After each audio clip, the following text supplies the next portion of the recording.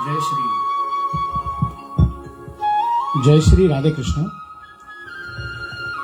आप सबको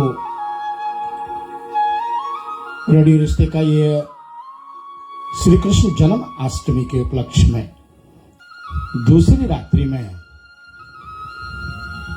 मैं आप सबका स्वागत करता हूं।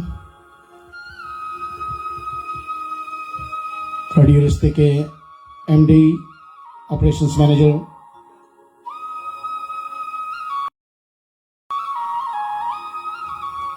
और हमारे एडमिनिस्ट्रेशन साथ में आरजेस, हमारे इस प्रोग्राम को आप तक पहुंचाने वाले विनोद रानिका जी, हाकोट्स, फ्रेड बुश, ओकलैंड, न्यूजीलैंड, साथ में मिथिलेश प्रसाद और भैया सतीश जी, भक्ति संस्कृति संस्कार सेवा फाउंडेशन। जितने ऑनलाइन व्यूअर्स हैं आप सबको मेरा प्रणाम स्वीकार हो। मैं अपने माताश्री के चरणों को बार बार साष्टांग प्रणाम करता हूं, अपने स्वर्गीय पिताश्री को प्रणाम करता हूं। अयोध्या के प्रांगण में बैठे हमारे गुरुदेव भगवान प्रातः स्मरणीय श्री पूज्य स्वामी लक्ष्मणदास जी महाराज के चरणों को मेरा प्रणाम हो। प्रेम मूर्ति संत श्री मुक्तमणि शास्त्री जी, भागवत कृपा सेवा आश्रम, रामघाट अयोध्या जी में आप बैठे हमारे प्रोग्राम को देख करके हमें आशीर्वाद जो दे रहे हैं, आपको भी भूरी भूरी प्रणाम है, साष्टांग प्रणाम है। जितने साधु संत विद्वत जन जो भी जिस देश में कल आपने इस प्रोग्राम को देख करके हमें आशीर्वाद दिए हैं, आप सबको बहुत बहुत मेरा प्रणाम हो। चले हम आज दूसरी रात्रि में प्रवेश कर रहे हैं और ज़्यादा कल हमारी जितनी पहचान थी, जितने हमारे परिचय थे, मैंने दिए थे कल आप सबको। और कहाँ तक हमारी ये श्रीमद् भागवत की कथा जो पहुंची है, हमें पहुंचना है 10वें स्कंद में कल तक, लेकिन आज चलेंगे हम लोग भगवान श्री गोविंद जी के चरणों को प्रणाम करेंगे। लेकिन प्रणाम करने के लिए आप सब हमारे साथ दें। पहले अपने अंतःकरण को हम साफ करें, और वो कैसे होती है, हम नाम संकीर्तन करेंगे, भगवान का गुणानुवाद अंतर्भावना से अपने अपने घरों में बैठ करके आप सब करबद्ध होंगे या अपने हाथों में फूल पुष्प आदि लिए हुए हों, माला आदि लिए हों, अपने भगवान के ठाकुर जी की मूर्ति हो आपका, तो आप उसको चंदन आदि से निर्वृत्त करें जब तक ये भजन हो रही है, और आप माला आदि से भगवान जी को अपने चढ़ाएं, नैवेद्य चढ़ाएं, धूप दीप आदि दिखाएं और फिर आराम से बैठें। बहुत सारी मात्रा में कल आप लोगों ने हमारी इस प्रोग्राम को देखा है, तो मुझे पूर्ण विश्वास है आज भी कई लोग, क्योंकि हमारा हर मंगलवार को श्री रामचरितमानस की कथा होती है, जो पिछले सप्ताह विराम पर गई थी, और वहां से मैंने आपको बताया था कि हनुमान जी की कुछ चर्चाएं हम लोग करेंगे कथा के बीच में, लेकिन श्रीमद् भागवत पुराण खुली हुई हमारे आगे। आइए सभी हमारे साथ में होते हैं।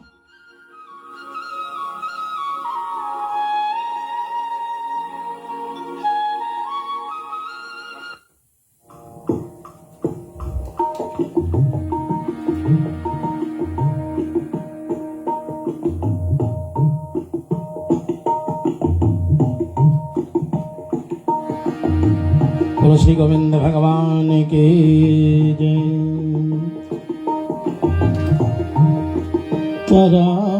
करारविंदे न पदारविंदं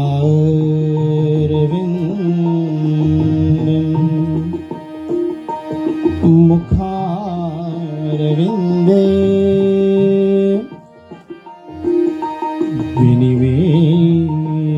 विनिवेशयन्तम् वटस्य पत्र हास्य पुटे शयनं बालं मुकुन्दं मनसा स्मरामि। श्री कृष्ण गोविंद हरे मुरारे, हे नाथ नारायण वासुदेव, हे नाथ नारायण वासुदेव, हे नाथ नारायण वासुदेव। ओम स्वस्ति श्री गणेशाय नमः, श्री सरस्वती नमः, श्री गुरुभ्यो नमः। वंशी विभूषित कारा नवनीरदाभात पीतांबरा गरुणबिंब फलाधरोस्तात् पूर्णेन्दु सुन्दरमुखादरविन्दनेत्रा श्रीकृष्णात् परं किमिति तत्त्वमहं न जाने।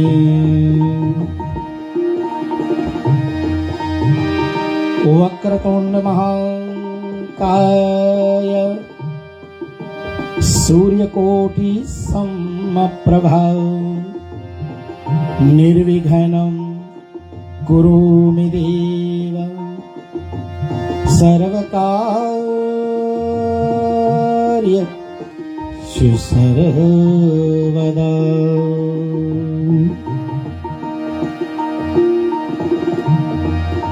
या कुन्देन्दु तुषारहारदकला,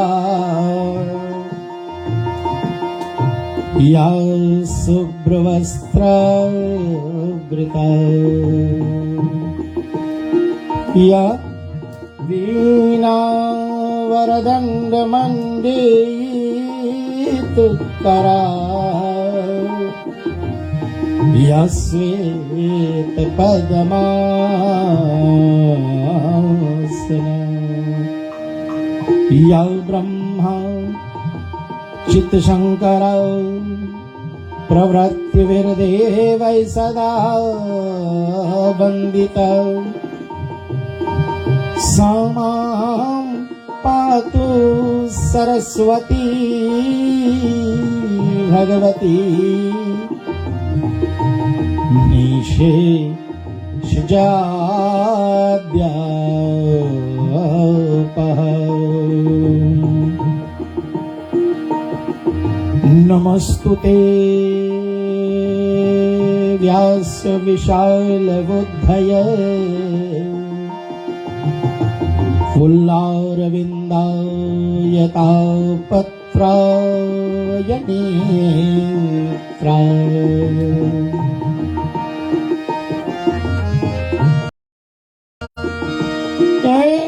त्वया भारत तैलपूर्ण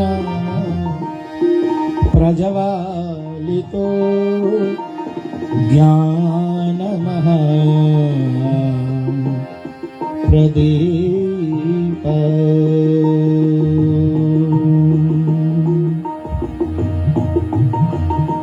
ओम नमो भगवते वासुदेवाय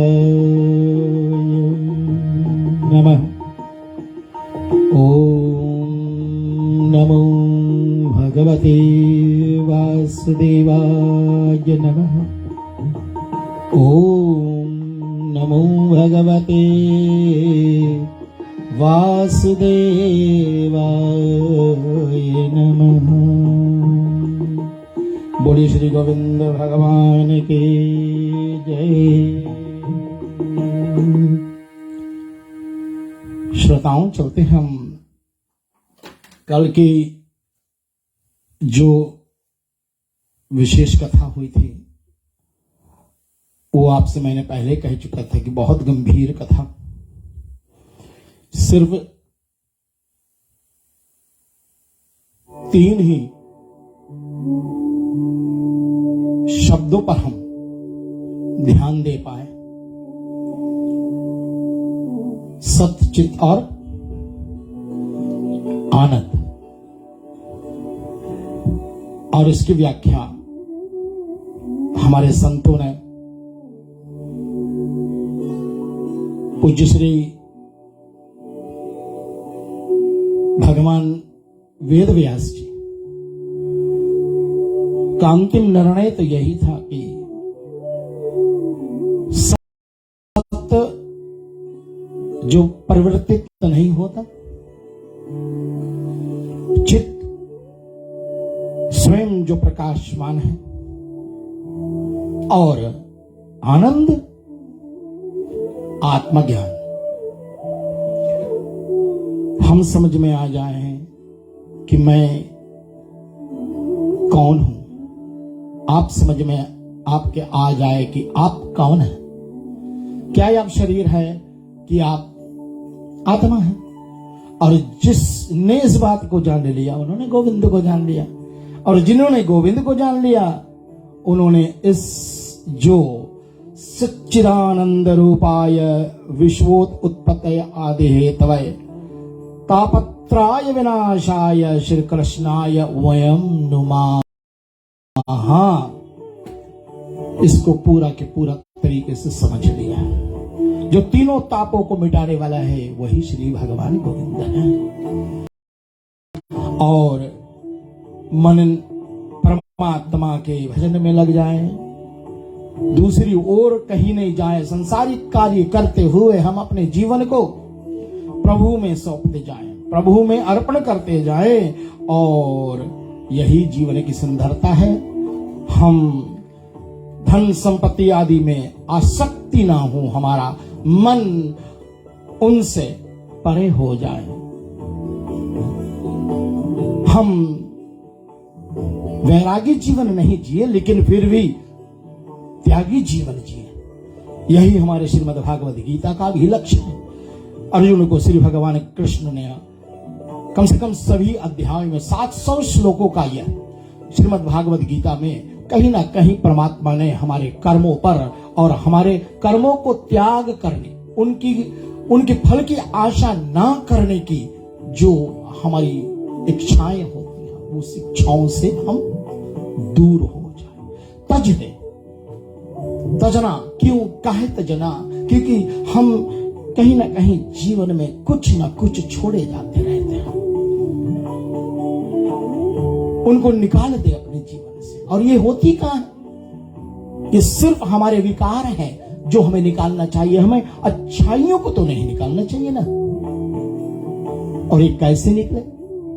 किसी ने पूछा भगवान से कि स्वयं श्री अर्जुन ने पूछा, चंचला मन कृष्णा, मन तो बड़ा चंचल है, कैसे आपका भजन करें? तो अभ्यास, प्रभु श्री कृष्ण भगवान ने, गोविंद ने कहा, अर्जुन ये अभ्यास से ही हम कर पाएंगे। कोई भी चीज हो, हमारे आगामी जीवन या हमारे वर्तमान जीवन में अगर हम पढ़ाई आदि करते हैं तो बार बार किसी चीज का रटन करने से, उसका अभ्यास करने से वो कंठस्थ हो जाता है, हमारे अंदर में बैठ जाती है। इसी तरह से हमें धीरे धीरे परमात्मा का भजन करने का जो अभ्यास मिल जाए, जो माला जपने का अभ्यास आ जाए ना एक बार, फिर तो जीवन में सब कुछ प्राप्त हो जाएगी। क्योंकि धीरे धीरे हम अपने कर्म को करते हुए और जीवन को हम उस मार्ग में ले जाए हैं जिस मार्ग में परमात्मा घनश्याम जी मिलने वाले हैं। और जहां एक बार जीव चला जाए, मोक्ष की गति को प्राप्त कर ले और फिर वहां से वापस ना आए, यही हमारे जीव की हर वक्त आकांक्षा होती है कि हम किसी शरीर में जाए और उस शरीर के माध्यम से हमें मोक्ष प्रदान हो जाए। क्योंकि नहीं तो पूरा रपि जननम पुरा नति मरणम, बार बार मरेंगे, बार बार जिएंगे और 84 लाख योनि का भ्रमण होता रहेगा जब तक हम परमात्मा में हमारा जीव एक ना एक दिन मिल जाए। तो जैसे कि हम देखे हैं हमारे नदियां समय जब बारिश की होती हैं तो पहाड़ों से गड़गड़ाती हुई, बहुत ही उछाल कूद करती हुई अंत में जब जा करके समुद्र में समा जाती हैं तो फिर शांत हो जाती है। ऐसा जीव जो है ना, वो हर एक योनि में यही सोचता है, हर समय सोचता है कि मैं अब की बार कोई ऐसा शरीर में तो जाऊं और मैं सच्चिदानंद भगवान को प्राप्त पर ब्रह्म को प्राप्त कर लूं। और यही तो सुंदरता है हमारी और जीवन में। संसार में कोई ऐसा व्यक्ति नहीं है जो कह सकता मैं पूर्ण रूपेण सुख हूं। कहीं ना कहीं हमारे और आप में कुछ ना कुछ कमियां हैं और उन कमियां को धीरे धीरे धीरे एक एक करके हम छांटे, उनको निकाले अपने जीवन से। और एक ना एक दिन ऐसा आएगा प्यारे भक्तों, मेरे आदरणीय श्रोताजन, रेडियो रिश्ते के माध्यम से जुड़े हुए हर एक और दूसरे चैनल से भी जो जुड़े हुए हर एक प्राणी जो हमारी कथा प्रसंग को अपने घर में बैठे हुए सुन रहे हैं, आपसे मैं एक निवेदन करूंगा कि जब तक हम संसारिक जीवन में हैं तब तक इसको प्राप्त करना असंभव है। संसारिक जीवन में जीना, हम नहीं कहते हैं कि भाई हम गृहस्थी जीवन में हैं तो गृहस्थी जीवन को हम छोड़ दें, नहीं, गृहस्थी जीवन में रह करके हम अपने कर्तव्य को करें। एक पिता है तो पिता का कर्तव्य निभाएं, एक भाई है तो भाई के प्रति क्या हमारा लक्ष्य होता है, क्या हमारा कर्तव्य बनता है, वो हम करें। एक पुत्र है तो पुत्र के प्रति पुत्र, पिता, माता और बड़ों और संस्कार आदि के जो आगे चलाने की प्रथा है उसको हम करें। तो हमारी हर एक जीवन का जो भी संघर्ष है वो हम करते रहें, लेकिन कहीं ना कहीं परमात्मा को ना हम भूल जाएं। बड़ा सुंदर विवेचन हुआ है, बड़ा सुंदर कथा ये जो मैं बड़े ही भावप्रद होकर के इसको मैं पूज्य श्री संत मुक्तामणि जी मुझे कुछ तत्व ज्ञान दिए। मेरे गुरुदेव तो देते रहते हैं और खास करके मैंने अपने जीवन में एक प्रयास करना चाह रहा हूं कि अब जो उम्र उस अवस्था पर पहुंची है, जहां ना जाने कब इस जीवन का शाम हो जाए। बड़ी सुंदर बात पूज्यवर ने कहा कि समय वो था कि जब हम पैदा होते हैं और बढ़ते हैं तो बचपन होती थी हमारी और हम बचपन में खेलते कूदते थे। और फिर समय आता है जब हम जवानी में आते हैं, जवानी के बाद में हमारी गृहस्थी जीवन में हम प्रवेश करते हैं और गृहस्थी जीवन में जा करके हमारे ऊपर कई भार आ जाते हैं और कहीं ना कहीं हमारी भजन में उतना समय हम दे ही नहीं पाते और एकाएक हम समझ नहीं पा रहे हैं कैसे और कब हमारी और आपके जीवन में बुढ़ापा आ जाता है। बुढ़ापा वो जो आ करके ना जाए और जवानी वो जो आ करके चली जाए। इसका हमें और आपका चिंतन लगा रहना चाहिए। और पूज्यवर मुक्त शास्त्री जी ने कहा, अब कालखंड कुछ ऐसी चल रही है, कुछ समय ऐसी चल रही है वर्तमान में, जितने बीमारियां आदि हमारे और आपके जीवन में, वातावरण में, आर्यवरण में जो हो रहा है, आज कम से कम 2 साल लगने वाले हैं। और इन 2 साल में कोविड-19 का तोड़ शायद ठीक तरीके से मिला ही नहीं, क्योंकि अलग एक बीमारी आ गई, डेल्टा वेरिएंट आ गई।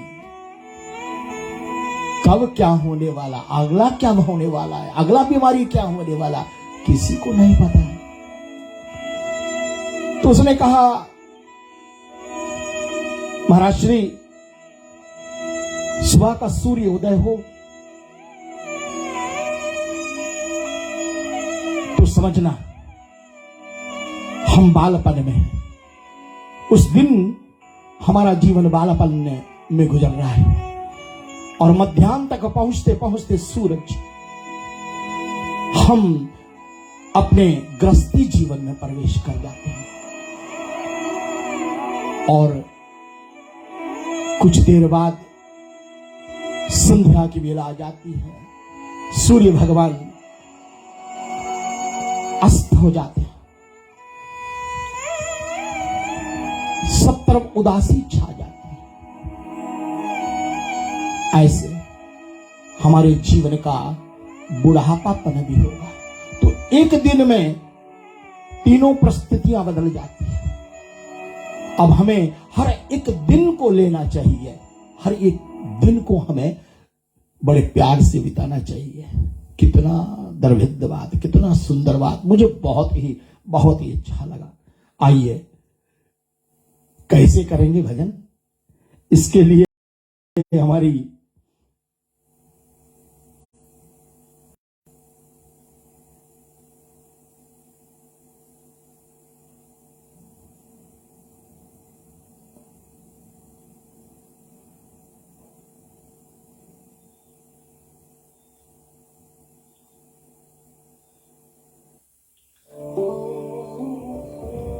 नमन बेटा, आज दिन में आपसे बात हो रही थी, आप हो नहीं तो ये सब कार्यक्रम मुझे करना पड़ा, इसलिए अकेला बैठे करके इन सारी काम करना, कल भी मैंने कहा था थोड़ा सा मुश्किल पड़ रहा है, लेकिन आ जाएगी। आज तो दूसरी रात्रि है ना, धीरे धीरे सब ठीक हो जाएगा। तो मैं एक निवेदन करना चाहूंगा आपसे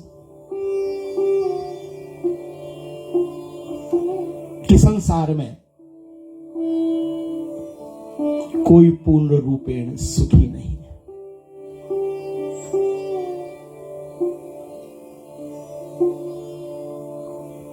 कोई तन दुखी, कोई मन दुखी, कोई धन बिना रहत उदास।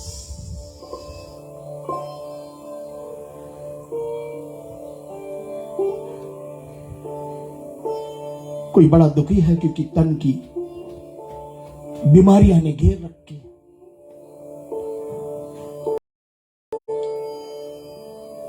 किसी किसी का मन कहीं लगता नहीं, मानसिक पीड़ा से घिरे हुए।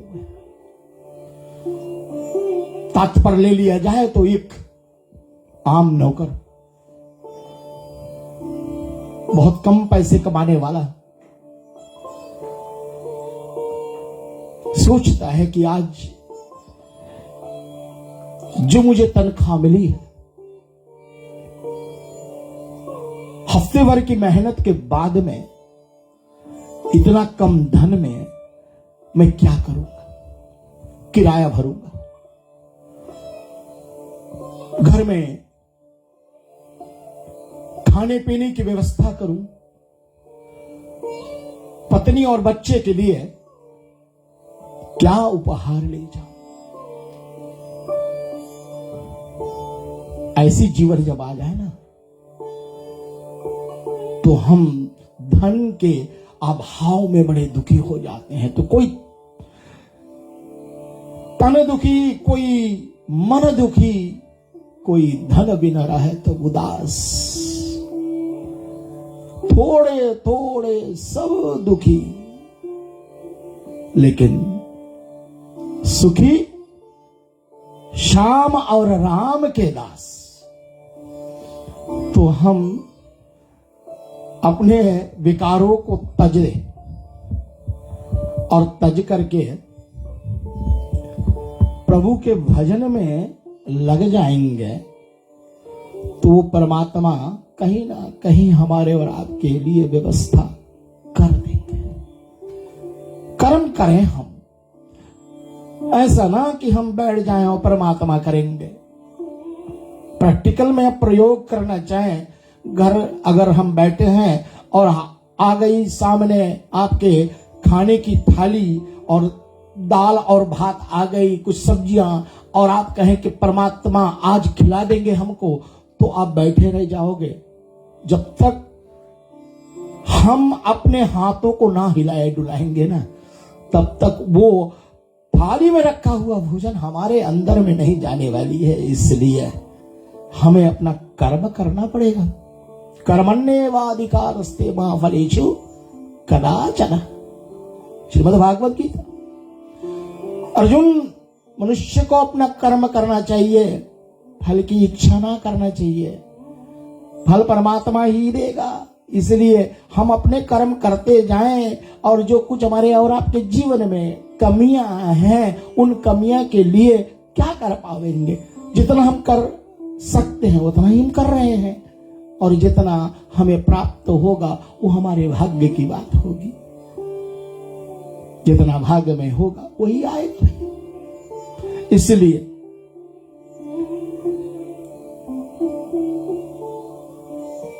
हम और आप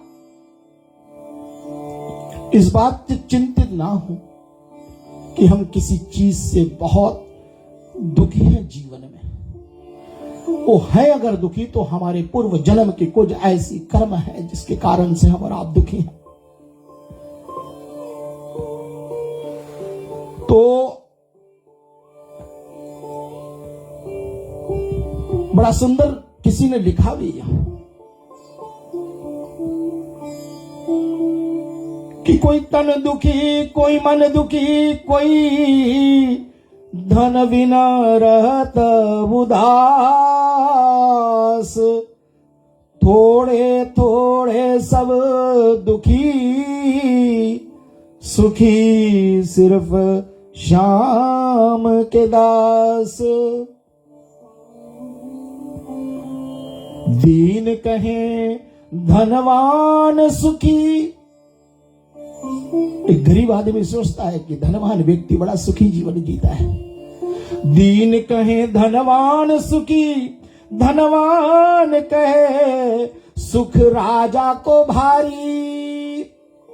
धनवान सोचता है कि नहीं, मैं तो नहीं, लेकिन राजा जरूर बड़े सुखी होंगे। राजा कहे महाराज सुखी।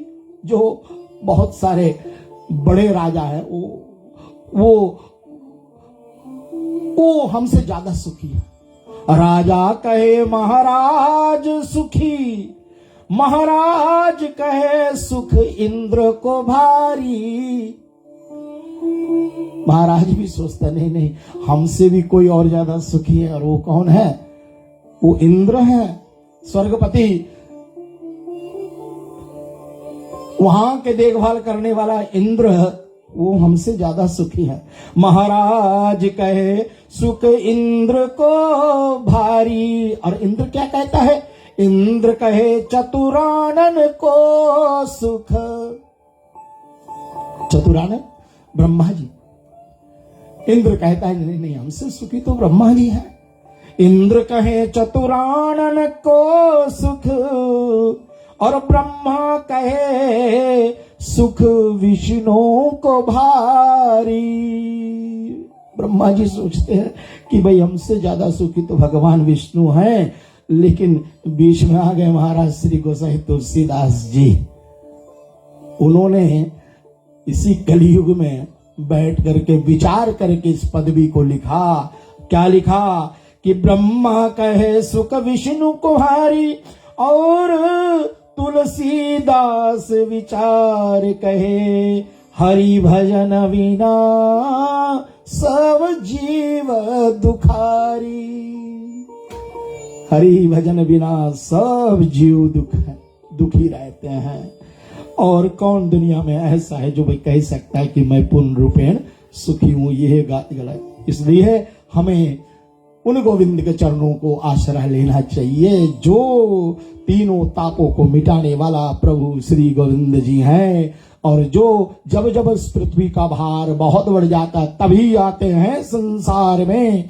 और ऐसे हमारे बीच में, मैंने कल आपके बीच में प्रश्न रखा था कि हमारे एक बहुत ही श्रद्धामती, बहुत ही भक्तिमती देवी हुई है राजस्थान में, इसी कलयुग में, मेरे ख्याल में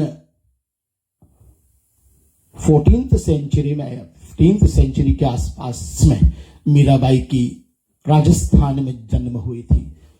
और धनवान थे उनके परिवार, जमींदार होंगे, इसलिए उनका जो पति के बड़े भाई राणा जी थे ना, और राणा तो आप भी सुनते हो, राणा जी माफ कर देना गलती मारो से हो गई, ऐसे राणा जी उनके ज्येष्ठ हुए।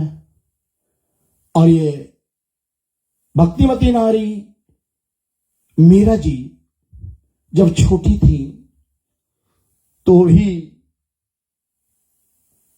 अपने मां के साथ में एक शादी में गई, और उस शादी में दुल्हा राजा को देखा उसने, अपने माता से पूछा कि मां मेरा दुल्हा कौन है?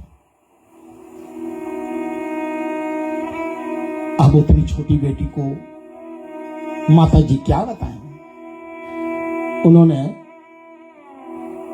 सामने रखे हुए ठाकुर जी को दिखा दिया, गोविंद जी को दिखा दिया और कहा कि ये तेरे दुल्हा है।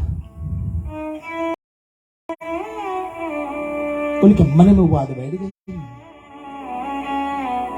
कि वही सत्य है। छोटी सी बच्ची मीरा गोविंद को उसी समय अपना दुल्हा मानेगी।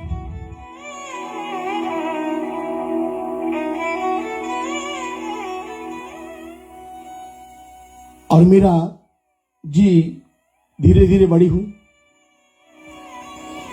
विवाह हुआ, लेकिन मन तो गोविंद में लगा था।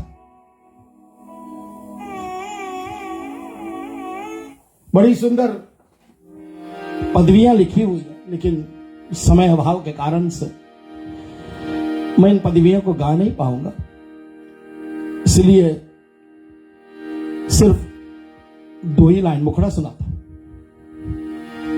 मेरे तो गिरधर गोपाल दूसरा न कोई,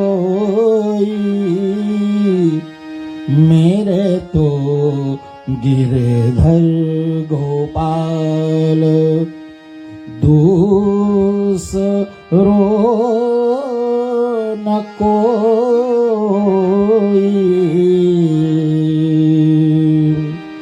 जाको सिर मोर मुकुट, जाको सिर मोर मुकुट, मेरो पत सोई, मेरे तो गिरधर गोपाल दूसरो न कोई, मेरे तो गिरधर गोपाल। बड़ी अद्भुत पद लिखी हुई है मीरा जी का। मेरे तो गिरधर गोपाल दूसरो न कोई। और इसी तरह से मीरा बड़ी हुई, मन घर में लगता नहीं, मन तो गोविंद में लगा हुआ है और गोविंद का भजन करती संतों के बीच में चली जाती हैं और संतों के बीच में कीर्तन करती, नृत्य करती हैं, गोविंद को रिझाती अपने तरीके से।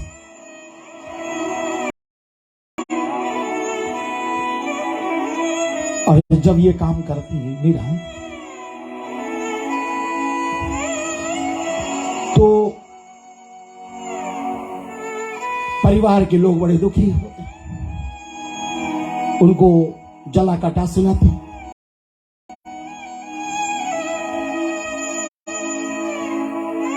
गांव वाले बड़े दुखी, घर वाले बहुत दुखी,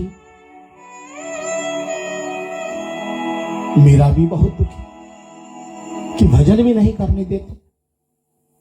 आप सोचें, जिस समय की बात होती है ये, उस समय मुगलों की राज थी। उस समय ऐसे बैठ करके भजन करना कोई साधारण बात नहीं थी। इसलिए कहीं भजन करना हो, कुछ करना हो, तो बड़े सावधानी बरतनी पड़ती थी। लेकिन यहां मीरा ने श्री गोविंद को भजते भजते मन में गोविंद को उतार लिया, उनके चित्र उतार लिए और छोटा सा गोविंद जी की मूर्ति को अपने हाथ में साथ में लिए हुए घूमती फिरती। और तब गांव वाले के घर वालों की ताना को सुन सुन करके मीरा बड़ी दुखी हो करके, और इन्होंने उस समय जब श्री पूज्यपाद गोसाई तुलसीदास जी महाराज भी बड़े प्रसिद्ध हुए थे अपने श्री रामचरितमानस के कारण से, उनके प्रति उन्होंने पत्र लिख दी। और पत्र लिख करके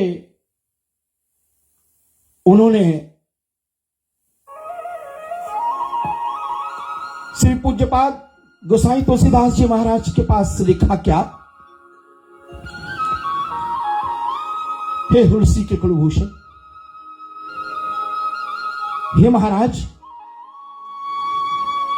मेरी बात समझ में नहीं आती है। एक तो मेरा आधार गोविंद है और इस गोविंद का नाम भी मुझे चैन से लिया नहीं दिया जा रहा है। मैं क्या करूं? मैं संतों के संग कीर्तन करते हुए तो लोग मुझे ताना देते हैं। आप ही मेरा मार्गदर्शन करें ना, मैं क्या करूं? पूज्यपाद श्री गोसाई तुलसीदास जी महाराज ने मीरा को पत्र का जवाब दिया। बड़ी अद्भुत लाइनें थी, श्री रामचरितमानस से निकला हुआ। गा नहीं पाऊंगा, इसको सिर्फ सवैया के रूप में बोल देता हूं। पूज्य चरण गोसाई तुलसीदास जी महाराज मीरा को लिखा,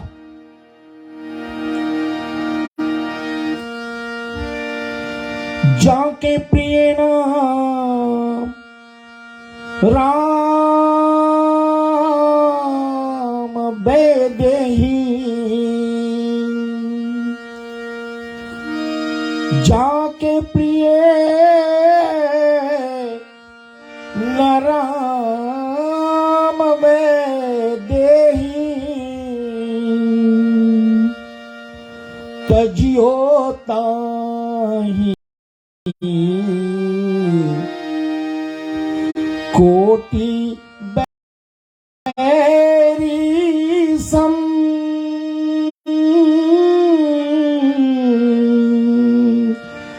यद्यपि परमासने। हे मीरा, जिनको राम और सीता नहीं प्रिय है, जिनको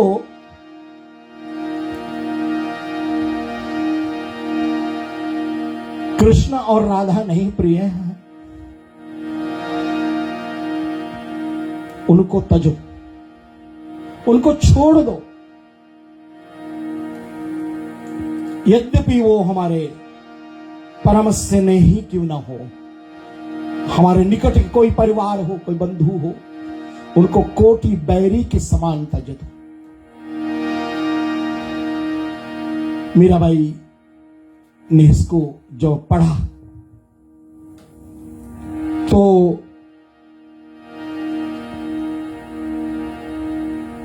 उन्होंने विचार करी, क्या मैं पहली हूं जो इस कार्य को करूंगी? किसी और ने भी इस कार्य को किया है? अपने संशय को मिटाने के लिए उन्होंने पुनः एक पत्र लिख दिया। श्री पूज्यपाद गोसाई तुलसीदास जी के पास में कहा, प्रभु भगवान बताइए, मुझसे पहले किसी ने इस कार्य को किया? क्या मैं ही शुरुआत करूं? तो पूज्यपाद श्री गोसाई तुलसीदास महाराज ने उत्तर में पत्र लिखा और मीरा के पास पहुंची वो पत्र, और उसमें लिखा हुआ था कि नहीं, तुम पहली नहीं हो मीरा जो ये काम करने वाली हो, तुमसे पहले कई कर चुके हैं।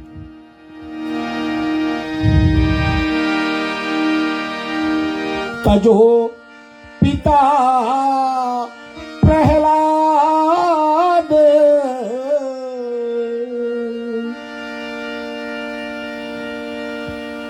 एक पुत्र प्रहलाद अपने पिता को तज दिया। क्यों? क्यों? उन्हें नारायण प्रिय नहीं था, नारायण का नाम वो सुनना नहीं चाहते थे, और जो श्री नारायण का नाम नहीं सुनना चाहते उनको तज दो। और प्रहलाद ने वही किया।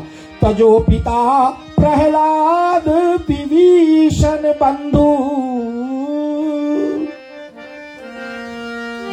विभीषण महाराज अपने भाई लंकापति रावण को तज दिया।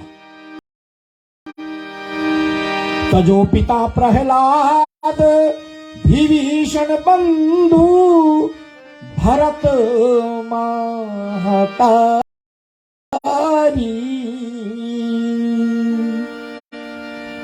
भरत जी जिनके अति प्रिय श्री भगवान राम और मां सीता है,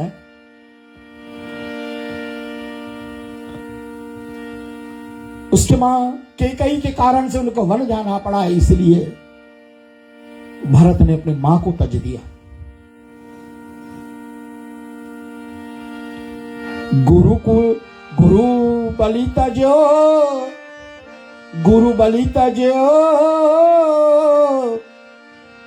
कंत ब्रज बन तनि भयो मुद मंगलकारी।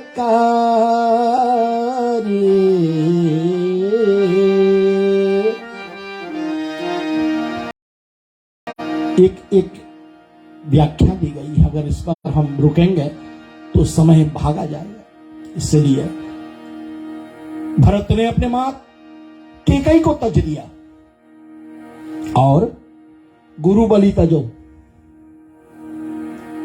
अपने गुरु को भी तज दिया। कौन? राजा बलि। यही प्रहलाद जी के पौत्र राजा बलि हुए, और राजा बलि विरोचन पुत्र, उन्होंने भी भगवान शुक्राचार्य की बात को टाल दिया, अपने गुरु को बात को टाल दिया। बार बार शुक्राचार्य महाराज कह रहे हैं कि ये बामन बन करके तुम्हें छलने के लिए आया हुआ है, बलि तू संकल्प मत ले। और संकल्प लेने के लिए वो कमंडल में जाकर को उनके चोच में बैठ गया शुक्राचार्य, और जल जब बिना संकल्प के कोई काम करते नहीं, इसलिए कुछ दान देना है तो संकल्प करके देना पड़ता है। इसलिए बाली संकल्प करने के लिए तैयार हुए। 52 अवतार में भगवान विष्णु जी जब संकल्प करवाने लगे तो पानी निकल नहीं रही थी, तो उस समय एक फूल और एक कुश का घास होता था, वो हाथ में लेकर के संकल्प करी जाती थी। कुश उठा करके उस चोंच को साफ करने की कार्य को श्री भगवान वामन ने जब किया, उसको तो पता है अंदर क्या है। शुक्राचार्य जी छोटा सा रूप धर करके चोंच में बैठा हुआ है, कुश के घास से उनकी आंख फूट गई। अपने गुरु का बात भी नहीं सुना उसने। क्यों? क्योंकि वो सोचते हैं कि हमारे आगे भगवान खड़े।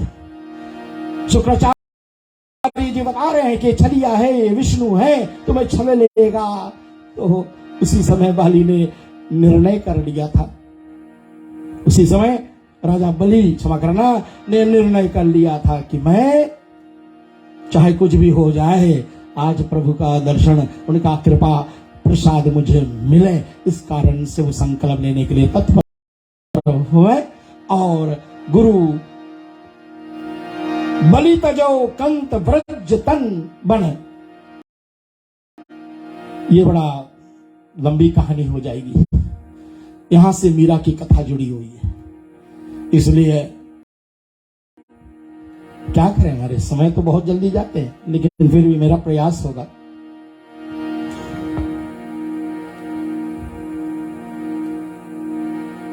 मेरे शिक्षा के दरमियान मैंने इसको श्री मुक्ता जी से इस प्रसंग को सुना था। श्री मुक्तामणि संत जी हमारे बड़े प्यारे कथा को मुझे बताएं इसमें कि भगवान श्री कृष्ण के आंख बड़े सुंदर है, और जो बांसुरी बजाते थे ना गोविंद ब्रजभूमि में, तो उनकी बांसुरी को सुन करके जितने वृंदावन के नारियां थी ना, सब मोहित हो जाते थे। यही तो विशेषता है कृष्ण कथा में। बड़ी अद्भुत प्रसंग है।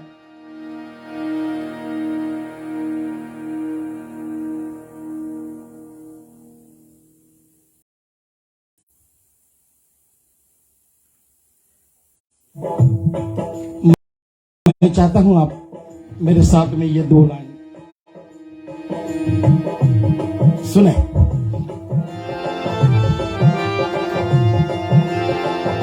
जब भगवान कृष्ण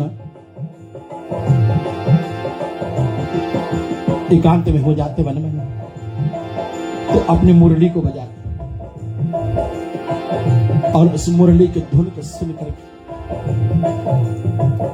जो भी व्रज की नारियां उस समय पति सेवा में लगी होती हो, या अपने संतान सेवा में, कोई स्तनपान करा रहा होगा, कोई भगवान को भोजन, अपने अपने पति देव को भोजन परोस रही होगी, कोई शायद भोजन बना रहे होंगे, जो भी काम कर रहे थे सब छोड़ करके गोविंद के पास चली जाती थी। जब जब ये धुन बजते थे, किसी ने बड़ा प्यारा लिखा, मैं 2 लाइन सुनाता हूं आपको।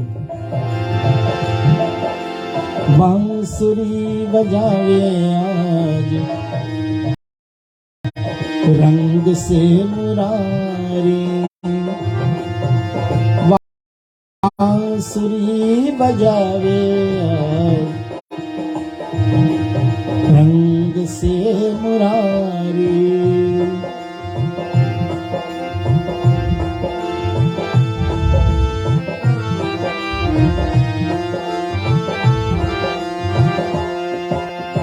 जितने भी ब्रजांगनाओं, जितनी गोपियां, सब दौड़े दौड़े चले जाते। हमारे कविराज ने बहुत सुंदर लिखा, शिव समाधि टूट गई, शिव समाधि टूट गई, तू भूले ब्रह्मचारी, वेद पढ़त ब्रह्मा भूले, भूले ब्रह्मचारी।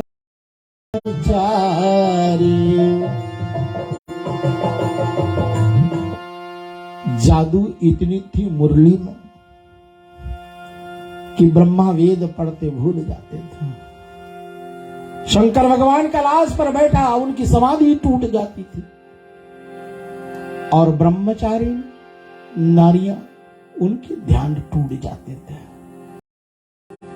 और इंद्र के दरबार में रंभा आदि सब नृत्य करती है।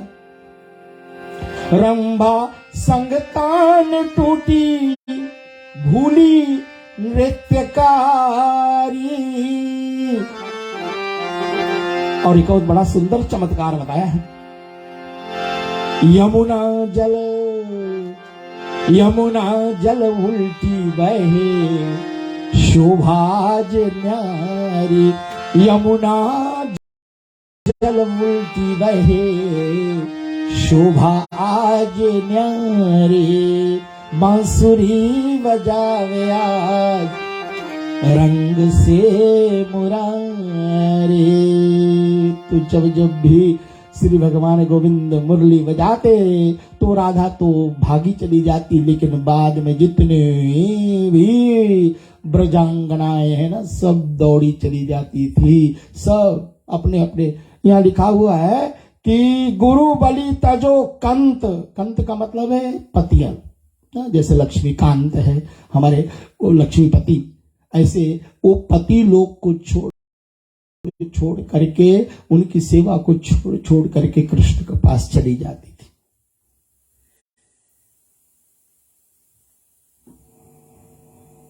तो एक गोपी थी, उसके पास एक बेटी थी और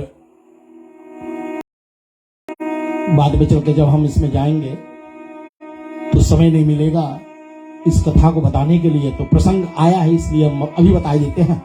श्री गिरि गोवर्धन को उठाने का, नख पर धारण करने का जब समय आया है, इंद्र क्रोध में आकर के मेघालय को आदेश दिया, जाओ बारिश करो व्रज पर, गोकुल पर बारिश करो, इतना बारिश करो कि गोकुल व्रज सब डूब जाए। तो मूसलधार वर्षा होने लगी और इधर भगवान कृष्ण ने आदेश दे दिया था अगस्त मुनि को जा करके सब पानी पी लो, और अपने शेषनाग को आदेश दिया कि जा करके आप मेड़ बांध दो ताकि कहीं बाहर से पानी अंदर गोकुल में न आए। और फिर उसने अपने नख पर गिरि गोवर्धन जी को उठा लिया है। और आज ये गोपी जिनकी वो कन्या थी, वो नहीं चाहते थे कि हमारी कन्या जो है ना वो कृष्ण को देखें, क्योंकि कृष्ण के आंखें इतने सुंदर थे, अगर कोई भी इसको एक बार देख ले फिर वो कृष्णमय हो जाए, फिर वो कृष्ण का हो जाए। बार बार बचाती रही, लेकिन आज नहीं बचा पाई, क्योंकि अगर नहीं ला जाती अपनी कन्या को तो आज ब्रज डूब जाएगा और मेरी बेटी भी मर जाएगी। इसलिए अपने साथ अपने पुत्री को वो जब ले गया है, जैसे उसकी पुत्री की निगाहें कृष्ण पर पड़ी कि उसी तुरंत ही उनकी मृत्यु हो गई। और भगवान के ध्यान में कोई मरे, भगवान के भजन करते में कोई मरे, तो उनको तो मोक्ष मिलेगा भाई। और मोक्ष ना मिले तो गोविंद जो चाहे वही करवाएगा उनसे, जो योनि देगा वही, लेकिन उत्तम से उत्तम योनि देगा। किसी श्रीमान घर में जाकर के जन्म मिलेगा। उसी समय भगवान ने उनको आशीर्वाद दिया कि अगले जन्म में, वो द्वापर युग की बात थी जब गिरि गोवर्धन जी को उठाया था, कि अगले युग में, कलयुग में, हे देवी तू ही मीरा का रूप धारण कर। और यही आज मीरा है जो भगवान गोविंद में अपने मन को इस तरह से लगा बैठी है, मेरे तो गिरधर गोपाल दूसरो ना कोई। भजन करे तो मीरा जैसी करे। इसलिए संशोधन कर दिया पूज्यपाद गोस्वामी तुलसीदास जी कि भाई अगर कोई प्रभु से प्रेम ना करता हो तो उनको कोटि बैरी सम तज दो। और उसने उदाहरण भी दे दिया कि कौन कौन तजा, कहे तजो पिता प्रहलाद विभीषण बंधु भरत महतारी गुरु बलि तजो कंत ब्रज तन तनि भयो मुद मंगलकारी। और मीरा लग गई भजन में। उस समय द्वापर युग की वो देवी जो कृष्ण को पहली बार देखी, अपनी मृत्यु पाली और आज जन्मी है दूसरे युग में, तो एक ऐसी देवी बन करके जिनको मीराबाई की पदवी दी गई। लेकिन दुख तो आता है भैया अपने कर्मानुसार, और परमात्मा का चिंतन, दुख से कोई अगर दूर हट करके परमात्मा का चिंतन भजन बन कर दें तो मेरे और आपके समझ में तो ये गलत होगा ना। क्योंकि विपत्ति नहीं विपदा, संपत्ति नहीं संपदा। विपत्ति हमारी कोई विपत्ति नहीं, संपत्ति हमारी कोई संपत्ति नहीं। पूछा तो बताओ भाई विपत्ति और संपत्ति का निर्णय करो, क्या अंतर है? तो विपद विस्मरण विष्णु, जो भगवान का भजन छोड़ देता है। विपद विस्मरण विष्णु संपत्ति नारायण स्मृति। और जिस दिन भगवान के चरणों में मन लग जाए, जिस दिन भगवान के चरणों में भजन करने का मन लग जाए, उस दिन हम सब संपत्ति को प्राप्त कर लेते हैं। और यही तो सुंदर साधन है, यही हमारी संपत्ति है। गोविंद नाम संकीर्तन, गोविंद नाम का भजन, गोविंद नाम का माला जाप मीरा करती रही और रुकी नहीं। और अंत में एक दिन ऐसा भी आया कि आज उन्होंने निर्णय कर लिया कि भगवान श्री गोविंद जी के मूर्ति के सामने खड़ी किसी मंदिर में, और उन्होंने हाथ जोड़ करके गोविंद से कहा कि बस अब आप मुझे अपनी शरणागति में ले लो। और हमारे बड़े सुंदर हमें जो तत्व ज्ञान प्राप्त किया गया है, मैंने संतों के मुखारबिंद से इसको सुना कि मीरा उस मंदिर में खड़ी है, अपने दोनों हाथ को जोड़ करके, मेरा कोई ना सहारा बिन तेरो घन श्याम सावरिया मेरो। तूने सारे संसार के विपत्ति को मिटाया है प्रभु, मेरे विपत्ति को दूर कर दो। और श्री भगवान की उस मूर्ति से दो हाथ निकला। मीरा जा करके उन बाहों में समा गई और फिर किसी ने मीराबाई को फिर नहीं देखा। तो भक्ति करें हम, मीरा जैसा करें। इसी कलयुग की बात है। हमारे सुदामा भी हुआ है, उनका भी चरित्र आने वाला है। लेकिन कल के प्रसंग में हम आगे बढ़ना चाहेंगे। मैंने कहा था कि 3 दिवस तक हम महात्म्य और इस महापुराण का परिचय और कई ऐसे संत साधु समाज और कई ऐसे भक्तों का परिचय कराएं, जिससे हमारे विश्वास तो हो जाए कि जब 10वां स्कंद में भगवान गोविंद श्री प्रकट होंगे कारागृह में और जाएंगे गोकुल में, तो गोकुल में अपनी लीलाओं का जब वो विस्तार करेगा, अपनी लीलाएं करेंगे, माखन चोरी और कालिया वध आदि इन लीलाओं को देख देख करके सुन करके हम आनंदित होंगे। लेकिन अभी तो बची हुई है हमारे 5 दिवसीय, तो आज दूसरी रात का प्रसंग जो है यहीं पर हम विराम करना चाहेंगे और हम चलेंगे। सभी कोई साथ में बोलेंगे, तो श्री गोविंद भगवान की जय। अपने हाथों को जोड़ लेंगे, हम प्रार्थना करेंगे परमात्मा आज दूसरे दिवस की रात्रि की कथा में हमसे शायद कोई भूल रह गई हो, कोई शब्दों का ऐसा प्रयोग हो गया हो जो आपको ठेस पहुंची हो, तो हमें वापस करें। अगले दिन टेक्स्ट के माध्यम से कर दें, व्हाट्सएप के माध्यम से कर दें, मैसेंजर के माध्यम से कर दें।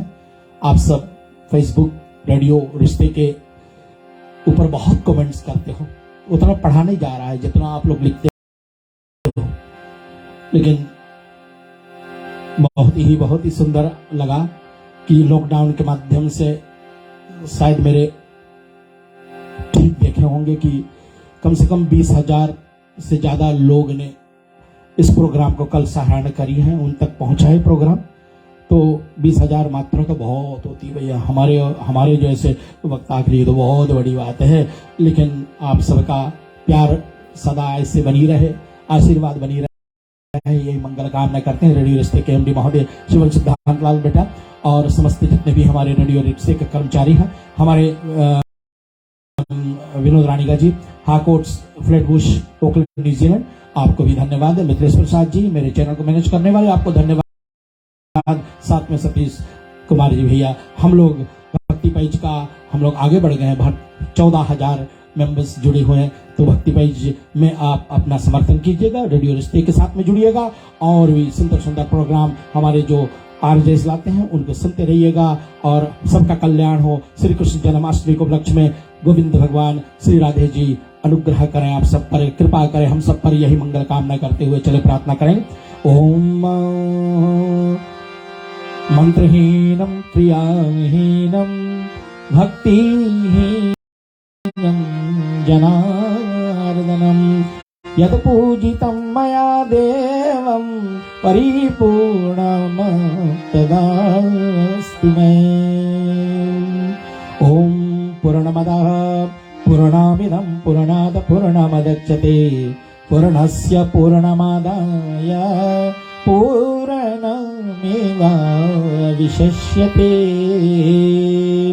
ओम शांति शांति शांति। बोलो श्री गोविंद भगवान की जय। कल रात के ठीक 7 बजे न्यूजीलैंड टाइम, 7 बजे फिजी टाइम और भारतवर्ष में आई थिंक मेरे ख्याल में 12 बजे दिन होते हैं। अगर आप ऑस्ट्रेलिया में हैं, जहां से मेरे बहुत सारे लोग देखते रहते हैं प्रोग्राम को, आपका 5 बजे शाम होता होगा उस समय जब हमारी कार्यक्रम शुरू होती है। तब तक के लिए जय जय श्री राधे, जय जय श्री